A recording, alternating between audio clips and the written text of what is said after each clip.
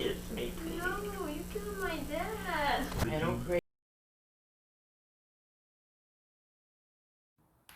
Okay guys, after watching that video, I know you have questions, and so did I when I first watched it, and I was like, reacting to that does not really cover it. And I did a lot of digging to find out what the guy did, the victim did, that made the grandma so passionate and so happy to find out that she killed him.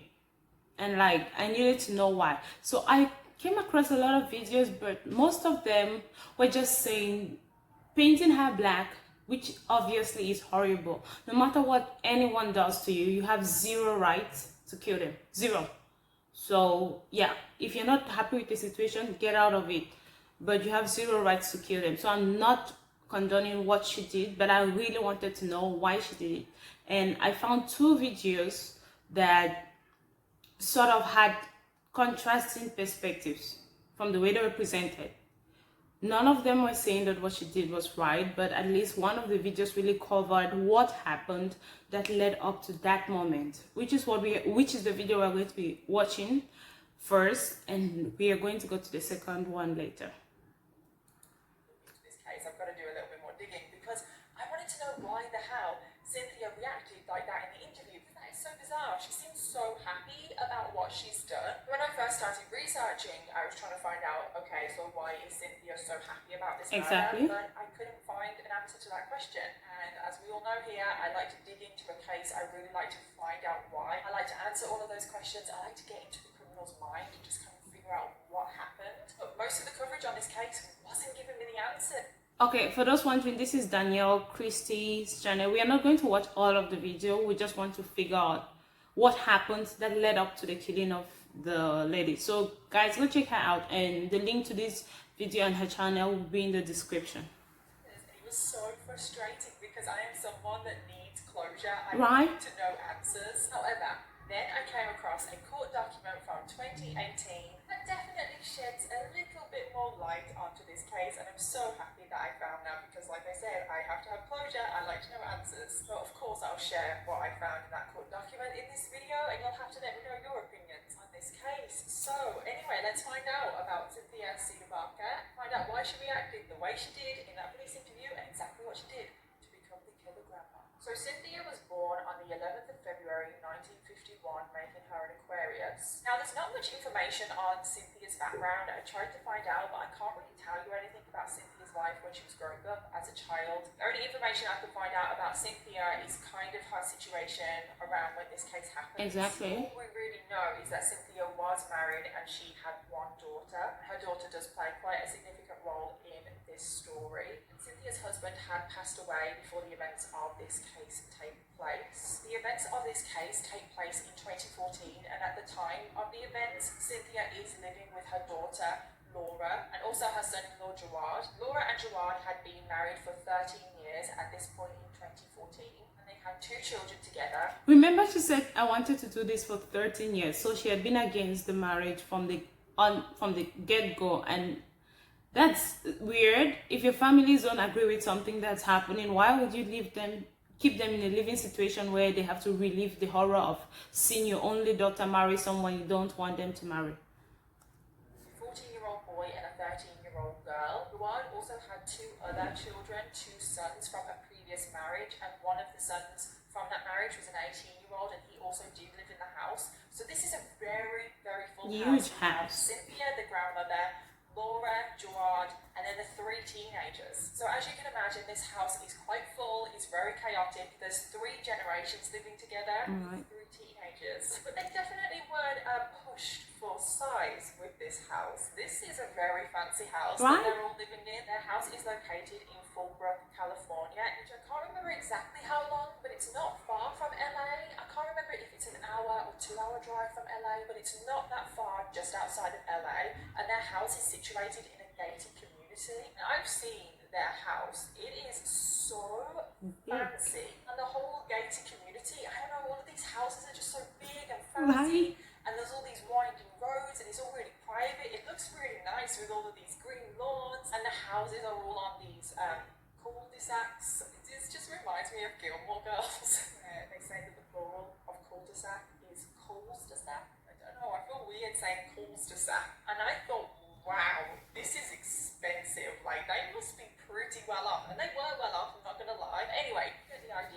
this house was located.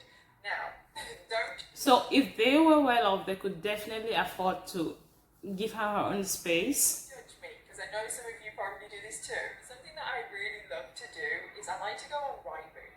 I don't even know if we have Rightmove outside of the UK. I like to go on Rightmove and look at like really fancy houses in all like fancy areas just to see like how much they are and like see the inside. You know, kind of living a little bit of a dreamland sometimes. I looked at this house because I thought, bloody hell, this must be Expensive. an extremely expensive house. And don't get me wrong, it is expensive, but it is nowhere near as expensive as I thought it was. Like, I thought this house would be like millions and millions of dollars, but the house that they lived in was valued at $840,000. So yes, still an incredibly expensive house. $840,000 converts to around £600,000. I don't know about the housing market anywhere else in the world, but I know about the UK housing market, and that house just seems crazy cheap to me. Like, it's just so crazy how much more you could get for your money in the US. I don't know if that's the case for the whole of the US. I don't want to generalize. Like I just said, I don't know anything about the US housing market. In the UK, for £600,000, you would still get a really nice house. You would get a decent amount of bedrooms, but you would not get The mansion that looks like that house that this family are living in. As always, Danielle goes off on a little bit of a tangent in these videos. So don't judge me about going on Rightmove looking at houses, because I know some of you do it too. So Cynthia, as we know, is living with her daughter and son-in-law, and she started living with them in 2001 because she had suffered a stroke. And just her health in general started to decline. And in 2001, okay, that makes sense why they had her living close to them. this was just after Laura and Gerard got married. So they're newlyweds, and then all of a sudden, Laura's mom and Gerard's mother-in-law are living with them.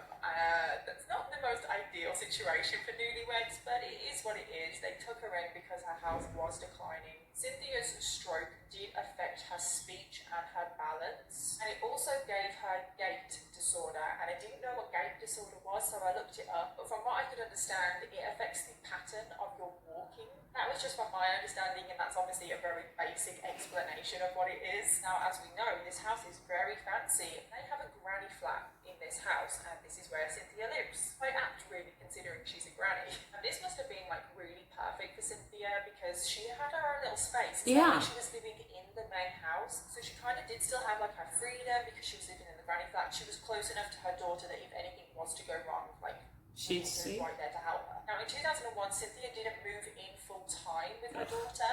She would kind of spend extended periods of time with different family members. So she would spend like a couple of months with Laura, then she would go and spend a little bit of time with her niece, and so forth. That's she what would kind of grandmas go do. around family members. So each family member could take turns looking after her, and then give the other family members a break from looking after her. So this is what Cynthia was doing from 2001.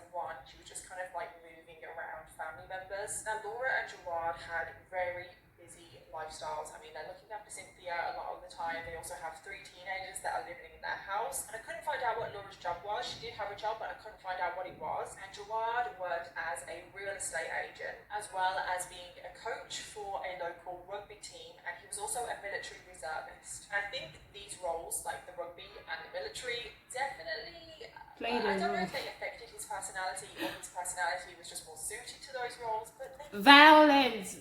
That's it. definitely had an impact on Gerard as a person. The kids that played for his rugby team have described his coaching methods as very strict. He just almost had this like military, which obviously he picked up from being a military reserve, but he had almost like this military style, and he was very, very organised. And these traits also carried into his parenting techniques. Gerard's sons have said that he would always push them to do more. He would push them to better themselves, and it was a tough love kind of approach. They did say though that they could tell that it came from a place of caring and love, but it wasn't exactly the easiest kind of style to live with. Gerard just wanted his sons and the people around him to be high achievers, to be better, to strive to do better. And one of his sons has also described him as someone that would do a lot for his family and a lot for the community, but he could be kind of a difficult person to get along with. And because of Gerard's personality and just his parenting techniques, there was definitely a lot of tension in the household, maybe more than... The truth is, that's what every dad wants their children. I mean, most dads, obviously, want their kids to have the best out of life. And this should not be a problem. Usual, I mean, there was already going to be a lot of tension, isn't there, with 3 generations living in a house. But there was a hell of a lot of tension between Gerard and Cynthia. Now, Cynthia was the polar opposite of Gerard in her personality. She was very laid back, she was more charismatic, she was more of like a fun, spontaneous kind of character, which was the complete opposite to Gerard, who was very organized, very clinical, probably wasn't the most spontaneous kind of character. But they did have something in common. They were both very strong-minded. And Cynthia was just that typical grandmother that just says it how it is and doesn't really care. So as you can imagine, their two personalities clashed, to say the least. A lot. They would argue about pretty much anything, whether it was politics, there's something going on in the house, but especially how Gerard's children were being raised. That was definitely a big source of tension. However, which is where the problem of having family members live with you begins to come in.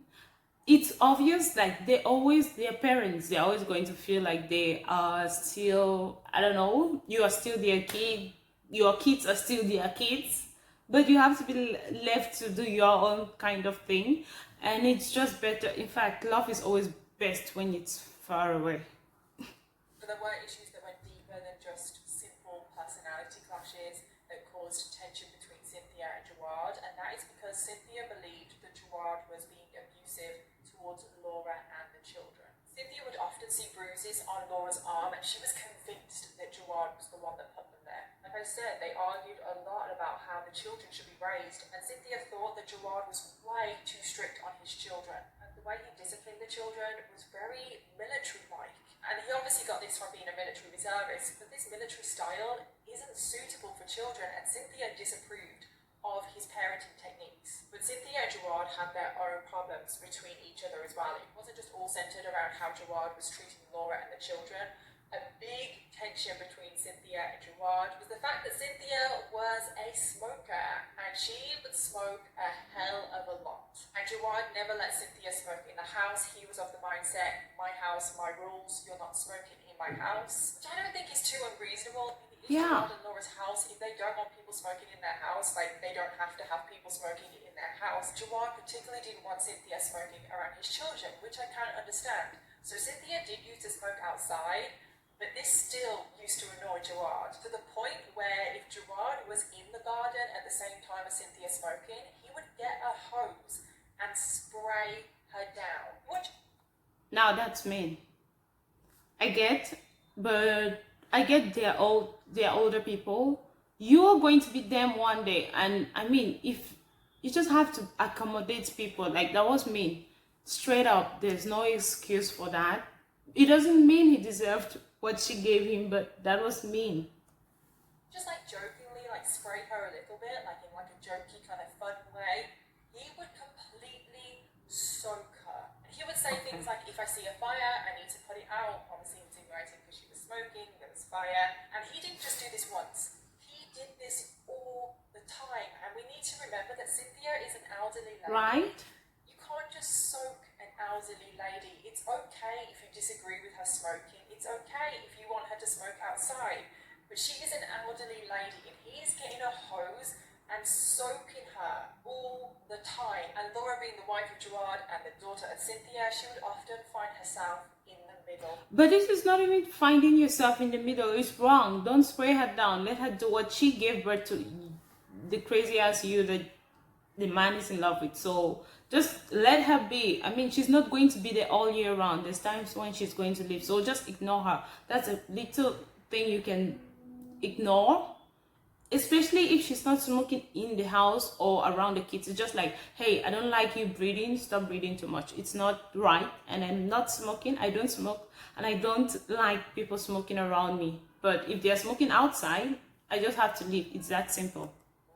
Their arguments. And like I said, Cynthia was the kind of grandmother that just said whatever was on her mind. And she definitely told Laura how much she disliked Gerard. She pretty much told Laura for their whole marriage how much she disliked Gerard and how she thought he was evil. Now, all of this arguing and all of the tension in the house was going on for quite a while. However, it definitely escalated in 2014. And it was around the January time when Gerard hit one of the children. And this was a turning point. This is what made Cynthia snap, and this is what made her decide, I want to kill Gerard. And she thought to herself that she had better prepare to kill Gerard. So she went to a shooting range to practice, essentially, and also buy some bullets. Now remember I said that Cynthia would kind of move around and spend short periods of time with different family members. Well, it was around the beginning of 2014 that Cynthia was due to spend some time with her niece. But after witnessing Gerard hit one of the children, she cancelled this trip and she was like, I can't leave right now, I need to stay in this house.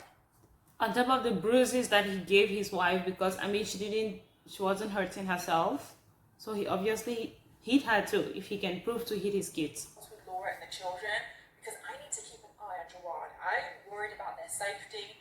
I cannot leave right now. So Cynthia did cancel her trip and she decided to carry on living with Laura, Gerard and the children. So a few weeks go by and Cynthia is keeping her eye on Gerard, and it's currently now February and it's actually the night before the events of this case take place. And Cynthia and Laura are just in the granny flat where Cynthia lives, and they're just watching TV when one of the children comes running into the room crying, and they start saying to their mom, Laura, and this just breaks my heart, they're crying and they're saying to their mom, why do you hate me so much to let dad hurt me like this? And just after the child said this to their mom, Gerard is at the bottom of the stairs and he is shouting and swearing at the child, trying to get the child to come back. And I don't know what happened. This is all I know from this event. I assume the child did go down. I don't know. But all I can find out is that later on that night, Gerard did break that child's computer, and this was a form of punishment. Cynthia did not like this at all, and I think it was this specific moment. The crazy part is, what was the wife doing? You both had those kids, and parenting should be done by two people. Like, ugh. Push Cynthia completely over the edge. And the next day is the 11th of February, it's 2014, and it's actually Cynthia's birthday. And Cynthia woke up to Laura wishing her a happy birthday, and she told her mom that she'd be taking her out for a really nice birthday lunch. And she also gave her mom some money so she could go gambling, because Cynthia's niece, for a birthday treat, was actually taking her to a casino. And Cynthia had just woken up when Laura went into the bedroom to wish her happy birthday, so she was kind of like half asleep, but she seemed pretty happy, and she was like, yay, it's my birthday. And then Laura left the house for the day, leaving just Cynthia and Gerard in the house on their own. Also on this day, it was Laura and Gerard's daughter's spelling bee at school, and Cynthia and Gerard were planning on going to the spelling bee, and I think they were planning on going together. When it was time for them to leave, Cynthia came down from her granny flat. She was all dressed for the day. But when Gerard saw what Cynthia was wearing, he was not happy at all. Cynthia was wearing this like orangey red kind of skirt, and she paired it with an LA Chargers football shirt, and Gerard just took one look at Cynthia and said, quote, you can't go like that because you look ghetto like that. He also said that she looked like a hobo, and he was just laughing at her. He wasn't being very nice at all. It's like, it's her birthday, let her wear what she wants. Right? Like, does it really? I mean, she's old. It's not like she's supposed to be in a dress you can't breathe in and some heels.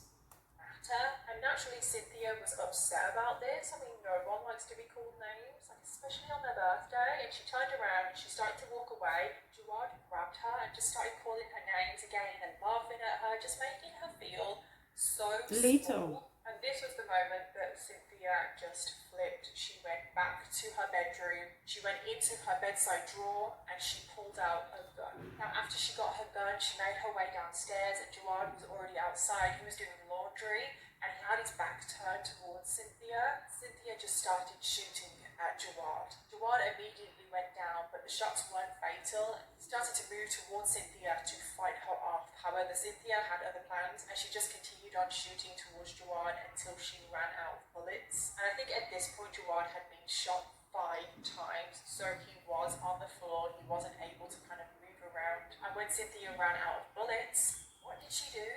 She walked to her car where she kept her bullets and reloaded her gun. And all of this is happening outside. And Cynthia is a very slow walker. I think most of the time she walks with a stick. So it takes her a while to walk to her car and reload her gun and then walk back to Gerard. This is not a quick attack at all. This is a very drawn out attack. This attack happens over a long period of time. But when Cynthia returns to Gerard, he has managed to start crawling towards the house. I'm honestly shocked that he is not dead at this point. He has been shot 5 times. When Cynthia finds Gerard on the floor starting to crawl back to the house, what does she do? Continues on shooting Gerard until again she runs out of bullets. And blood is everywhere. I mean, Gerard at this point has been shot. That was definitely cruel. That's like, hey, stop being mean to me. One bullet, but like, she was prepared for this, and that's just not okay. If she was so unhappy, she could have left. But I do understand the point where she felt horrible leaving the kids like at his mercy. 10 times. Cynthia has run out of bullets again. So what does she do? She walks back to her car to reload her gun again. I'm not making this up. This is crazy. And she's such a slow walker as well. Like, she's just hobbling back to her car with this gun and just like slowly reloading her gun and then going back to Gerard to shoot him more. Okay, that's what she's explaining, how he gets killed. And let's watch how these other, at least she gave us a backstory of what happened and what motivated kind of her reaction in that video. So let's see how they presented. Watching this is so disrespectful that someone you loved had been murdered and the person feels so good about it. Yeah. Yeah, was competent enough to stand trial. I mean, of course there was. That was definitely not a normal reaction. However, yeah, she did act crazy, but they wanted to know if she was like crazy, or she could stand trial. But what I found like kind of in the middle for both cases was because the other video was just stating a point, and we wanted to see if they are going to use the fact that the guy was abusive and that was what made her snap in the case, during the case. And it was in February 2017 that her trial started. Cynthia had already confessed to the murder, so whether she was guilty or not wasn't really in question. The question was whether the murder was premeditated, and did the claims of abuse play into the reason behind why she murdered Gerard. The defense wanted Cynthia to be found guilty of voluntary manslaughter, not first-degree murder, because they said that she wasn't guilty of first-degree murder because she just snapped. After witnessing all of the abuse that she had over the years, she just snapped. The defense presented witnesses that supported the claims of abuse. One of these witnesses was the niece, who had stayed over at the house several times and was aware of the abuse that was going on. And another witness to the defense was actually Laura. She supported the claims of abuse. She testified in the trial against her husband, Gerard, but the prosecution said that the murder was premeditated and it was done without remorse, and it should be first-degree murder, not voluntary manslaughter. They said it was premeditated because Cynthia went out, she bought a gun, she went to the shooting range, she went to practice, she also bought bullets, and this was like a couple of weeks before the murder actually took place. And she shot him 15 times. So the prosecution were like, it's definitely premeditated. She did all this in preparation to kill Gerard. And also Cynthia didn't show remorse. We know she didn't show remorse in the interview, but she also didn't show any remorse in the trial. And again, in the trial, she's behaving so bizarrely. It actually reminds me of Isabella Guzman. Do you remember that case?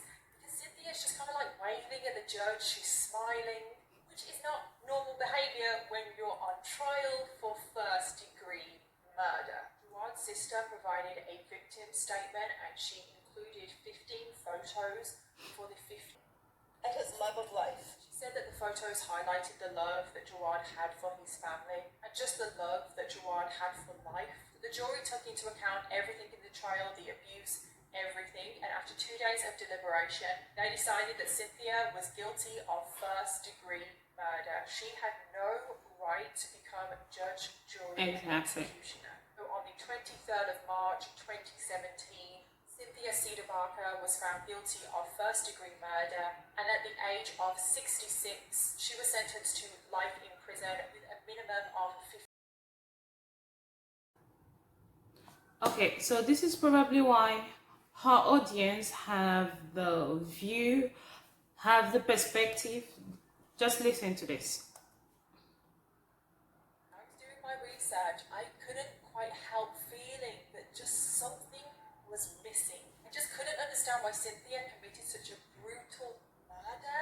I think it's so brutal because she had to keep going back to the car to reload over and over again. That was such a drawn-out attack. That is so brutal. And then just the fact that she went on with her day, celebrating her birthday, and then when she found like it was an actual win for her, and her reaction at the police station stated it all. That she had killed Gerard, she was so happy about it. Then, like I said, I came across this court document published in the October of 2018, and this document goes into so much more detail about the abuse. Not that it's justified, but now a lot of things do make sense. Now, I do need to give a disclaimer. We are going to be talking about abuse in more detail, not in a lot of detail, but in more detail. And I also need to give a disclaimer that this document was submitted by Cynthia's defense. Therefore, it is only Cynthia's side of the story, and we don't have Gerard's account of the story. He is not here to defend himself. So Cynthia is appealing her conviction, and that is why this document was submitted, because she said that she wasn't given a fair trial, and her defense team at the time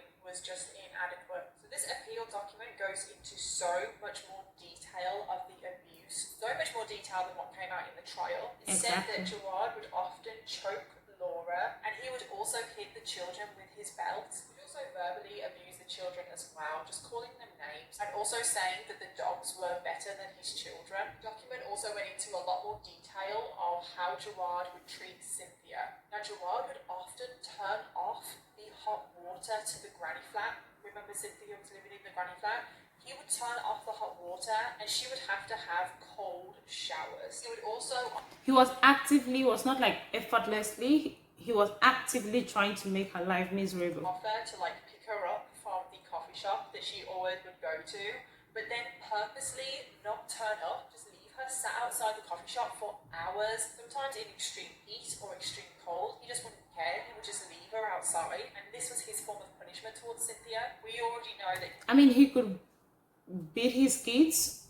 She's too old to get beaten, so he was taking his revenge that way. He was down in the garden quite regularly, but he also had this spray water bottle that he had for training dogs, and he would often use this to spray it in the face of Cynthia and the children. So not only did this document go into detail on the verbal and physical abuse, he also went into detail on how Gerard would sexually abuse Laura. And I have not seen anywhere of any coverage of this case that has mentioned the sexual abuse.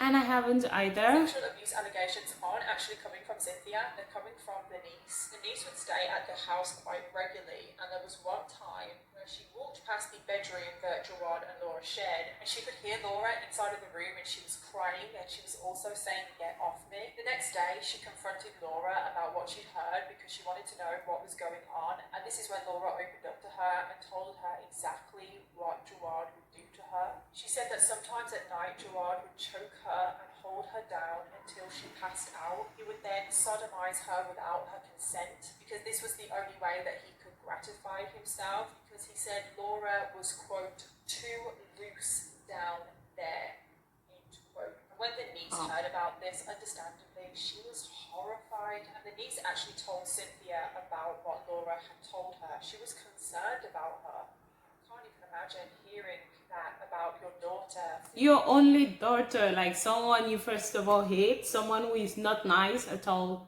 treating her like trash.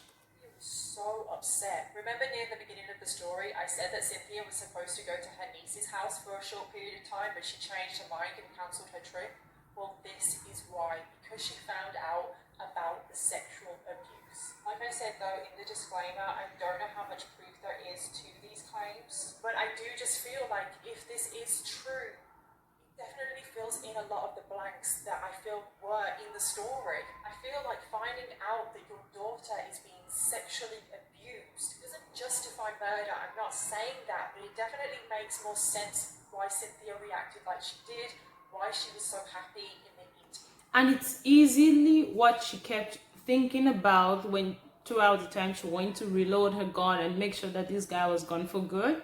It's easily what she could be thinking about, what could be going through her thought process. That she killed him. I suppose the question is not whether she's guilty or not. We know she's guilty. It's whether there was premeditation there or not. I mean, I don't think we'll ever truly know exactly when Cynthia decided to kill Gerard. Was it when she found out about the sexual abuse? Was it when she witnessed Gerard hitting one of the children with her own eyes? Was it the night before the murder when the granddaughter ran up to the granny flat and said to Laura, "Why do you hate me so much to let Dad treat me like this?" I don't think we'll ever know. But to me, anyway, it does kind of seem like the murder was premeditated. I mean, she was going to the shooting range to practice. Yeah. And that was 2 weeks before the murder. Also, if we look at the events of the morning of the murder, it seemed like Cynthia snapped after Gerard insulted the way she was dressed. I mean, to me, I don't think she killed Gerard because he insulted her. I don't know. I mean, I know no one likes to be insulted, but it does just seem like quite a minor thing in comparison to the rest of what was going on. Yeah, I mean, for all we know, him. Gerard may not have even insulted the way Cynthia looked. She could have walked down from her granny flat on the morning with the gun already in her hand. But this case is just such a tragic case for everyone involved. I mean, Laura lost her husband and her mother at the same time. It's just so sad. And Cynthia, without remorse, without really thinking, did take away a father. She did take away a husband. She also took Gerard away from his family. So that is the end of the case of the kilogram. Well, I just really wanted to bring both sides of the story to you guys because, like, I don't want you to feel like she was such a horrible person, but not also to feel pity for her because what she did at the end of the story was wrong. But it gives us some perspective as to why she was so happy about it, because she was not absolutely crazy, which would be a really logical reason. But it just gives us more perspective as to why she reacted the way she did and what might have pushed her to that action. But the question now is, what are you going to do if you feel like a family member or your daughter or son is going through something that's really difficult, something like a similar situation? If you feel like they're going through abuse, what are you going to do to help? What could Cynthia have done? What do you think she could have done to save the situation without actually taking a life? Let me know in the comments and see you guys in the next video. Goodbye, Storytime Squad.